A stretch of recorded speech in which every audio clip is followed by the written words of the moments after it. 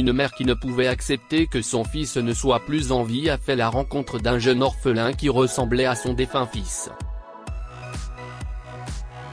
Les choses ont pris une tournure inattendue pour tous les deux personnages lorsqu'elle a fait un test ADN avec lui. Lorsque Sylvia a ouvert les yeux, elle a vu les infirmières faire des allers-retours. Munie de différents médicaments et de seringues, elle passait devant elle et entrait dans sa chambre. Pendant un moment, elle a pensé, l'accouchement n'est pas terminé ? Vont-ils pratiquer une césarienne ? Finalement, elle déplace ses mains sur son ventre et a réalisé que son ventre de bébé n'était plus là. L'accouchement était bien terminé, mais où était son enfant ? Soudain, une infirmière a interrompu ses pensées. Dr Carter, Sylvia de Souza est réveillée. Elle a repris conscience, a-t-elle dit en la regardant puis en se précipitant hors de la pièce. Après quelques minutes, la porte d'entrée s'est ouverte, et une grande femme d'une quarantaine d'années est entrée dans la pièce.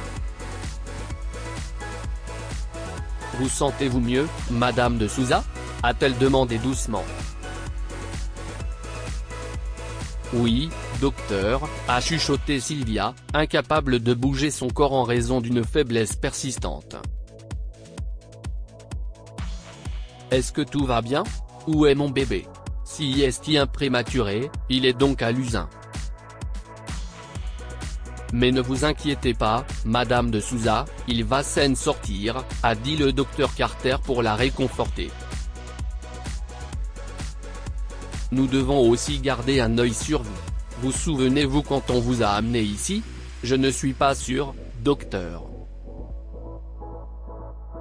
Tout ce que je peux ressentir, si est une douleur aiguë et une sensation de faiblesse dans mon corps. Où est Andrew ? Est-ce qu'il attend dehors ? Le docteur Carter a soupiré et s'est tourné vers l'infirmière Mandy. Si est dur pour une femme qui se remet à peine d'un accouchement difficile d'entendre de si mauvaises nouvelles, mais le docteur Carter n'avait pas le choix.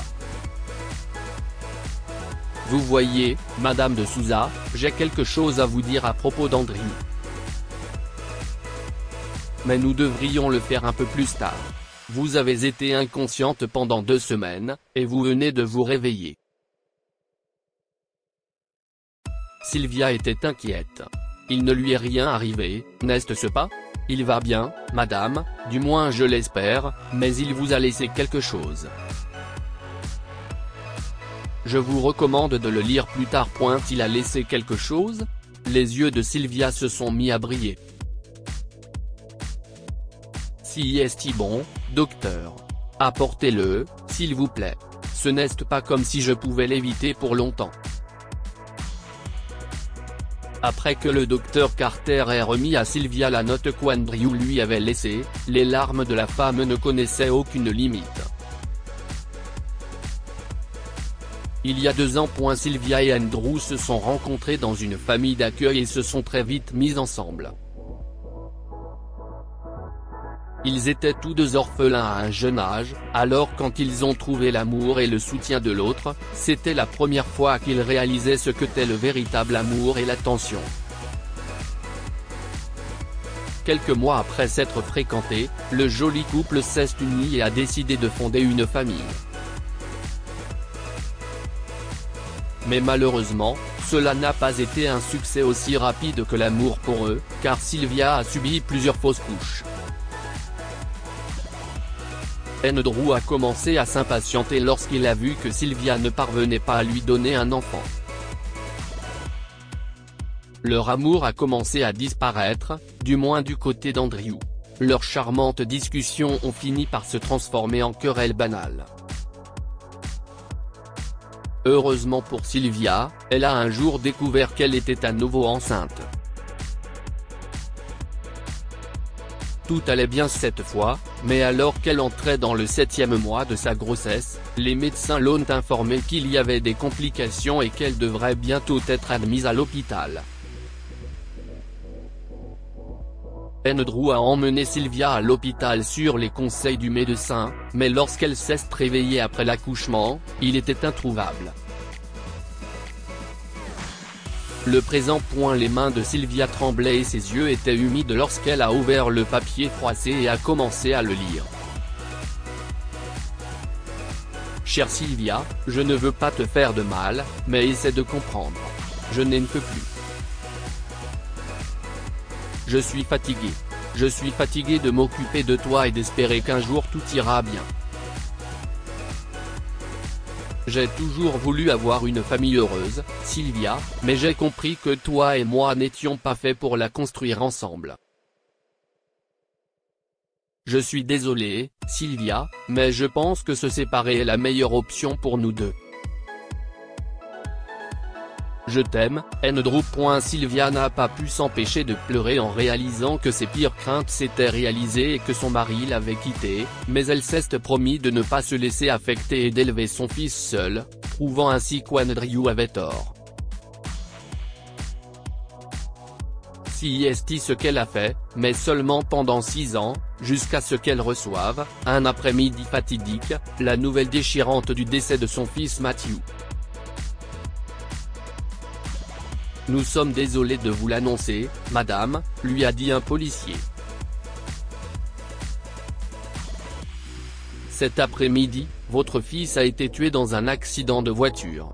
Il traversait la rue après l'école quand il n'a pas remarqué une voiture venant en sens inverse. Nous avons obtenu votre numéro de téléphone grâce à sa carte scolaire.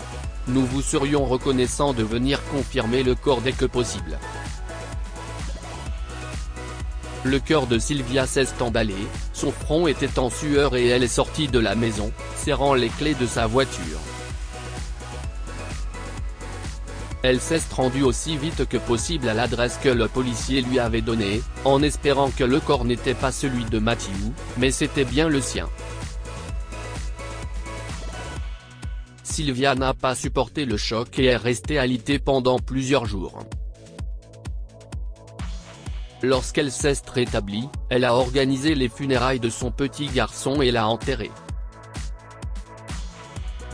Mais le traumatisme de la perte de son fils ne l'a pas quittée, et elle se rendait chaque jour sur le lieu de l'accident. Peut-être que si est bien qu'Andrew m'a quitté. Peut-être suis-je le mauvais présage, se disait-elle. Un jour, alors que Sylvia arrivait au même endroit, elle a remarqué un petit garçon qui jouait tout près. Il boitait d'une jambe et courait, mais il tombait sans cesse à cause de la neige. Sylvia avait peur qu'il glisse et se blesse, alors elle s'est précipitée vers lui et l'a arrêté. « S'il te plaît, fais attention, chérie. Tu vas te faire mal », a-t-elle dit en le tenant par derrière. Lorsque le garçon s'est retourné et lui a souri, Sylvia s'est figée sur place. Le garçon ressemblait exactement à son fils décédé. « Matthew ? Si est-ce toi, chérie ?» s'est-elle exclamée en se couvrant sa bouche sous le choc. Le petit garçon n'a rien dit. Il a secoué la tête et s'est mis à courir. Sylvia l'a suivi et l'a vu entrer dans un orphelinat. Elle est entrée et a rencontré la gardienne de l'orphelinat, Hélène, curieuse de savoir pourquoi le garçon ressemblait tant à son fils. Ce qu'elle a appris par la suite lui a donné des frissons. Hélène l'a informé que le garçon s'appelle Luc et que son père l'a abandonné à l'orphelinat. Sa mère avait été inconsciente pendant 2 semaines après sa naissance, et personne ne s'attendait à ce qu'elle survive. Comme il est né muet et avec une jambe plus courte que l'autre, son père l'a abandonné, mais il a emmené son frère jumeau avec lui. Sylvia avait du mal à croire que la femme inconsciente pouvait être elle et que Luc était son fils, car elle savait qu'elle n'était pas enceinte de jumeaux. Mais si Luc n'était pas son fils, Matthew ne l'était pas non plus, et cette pensée lui a brisé le cœur, car son enfant biologique pourrait être encore en vie et l'attendre. Elle décide de faire un test ADN avec Luc pour confirmer ses soupçons, mais il n'y avait pas de correspondance. Mais lorsqu'elle a fait le test avec Layden avec Luc et les cheveux de Matthew, qu'elle avait conservé après la première coupe de cheveux du garçon, il y avait une correspondance. Déconcertée par tout ce scénario, Sylvia a contacté l'hôpital où elle a accouché, mais à ce moment-là, la plupart du personnel, y compris le docteur Carter, avait changé et personne ne pouvait l'aider. Ne trouvant pas d'autre solution, elle a décidé de contacter Andrew, mais il n'a jamais répondu à ses SMS ou à ses appels téléphoniques. Pensant que c'était le dernier recours, elle a ouvert Facebook pour retrouver Andrew et a découvert qu'il avait déménagé dans une autre ville, mais qu'il était dans sa ville il y a un jour avec une autre femme, sa nouvelle épouse. Sylvia savait qu'Andrew n'accepterait pas de la rencontrer, alors elle lui a envoyé un message sur Facebook via un faux compte, lui demandant de la rencontrer, et Andrew est tombé dans le panneau. 2 jours plus tard, lorsqu'Andrew a vu Sylvia entrer dans le restaurant où ils avaient décidé de se rencontrer, il a eu un choc. « Je n'arrive pas à croire que si est toi. Tu es toujours si amoureux de moi, Sylvia, que tu as dû recourir à de telles tactiques pour me rencontrer ?» s'est-il moqué. « Tais-toi, Andrew. Je ne suis pas intéressé par une ordure comme toi. Tout ce que je veux savoir, où diable as-tu caché mon enfant? Tu es devenue folle? Pourquoi diable ferais-je ça? Soit tu me dis la vérité, Andrew, soit tu es prêt à faire face aux accusations. Tu as épousé une autre femme, n'est-ce pas? Et nous ne sommes pas encore divorcés. Imagine que si je porte plainte contre toi, toi et ta soi-disant petite amie êtes finis. D'accord, détends-toi. Je te dirai tout. Andrew a informé Sylvia que son enfant était mort quelques heures après sa naissance, il a donc décidé de la quitter.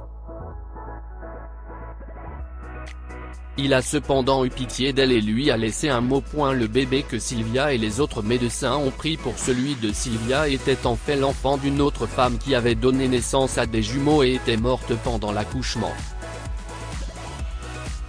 Andrew s'est senti mal d'avoir abandonné Sylvia dans un tel état, alors il a pris les jumeaux et, avec l'aide d'une infirmière de l'hôpital, a échangé l'un d'eux avec leur propre enfant mort, sans que personne ne le sache.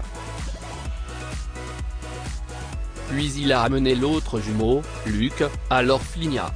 Sylvia a été prise de court lorsqu'elle a appris toute la vérité. Ses espoirs de survie pour son enfant avaient été anéantis, mais il y avait encore une lueur d'espoir.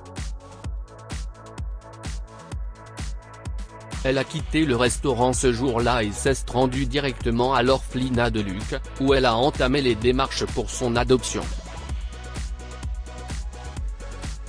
Un mois plus tard, l'adoption était finalisée. Que pouvons-nous apprendre de cette histoire? Tout dans la vie arrive pour une raison.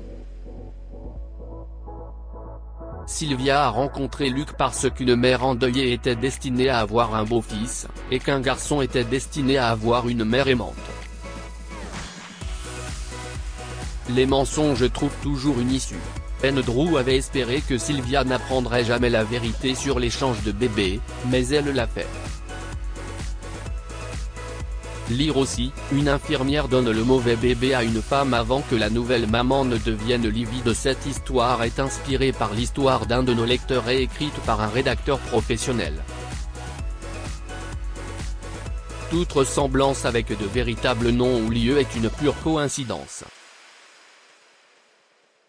Toutes les images sont utilisées uniquement à des fins d'illustration. Partagez votre histoire avec nous. Elle changera peut-être la vie de quelqu'un. Si vous souhaitez partager votre histoire, envoyez-nous un mail à info@amomama.com. Abonnez-vous à Amomama sur Google News.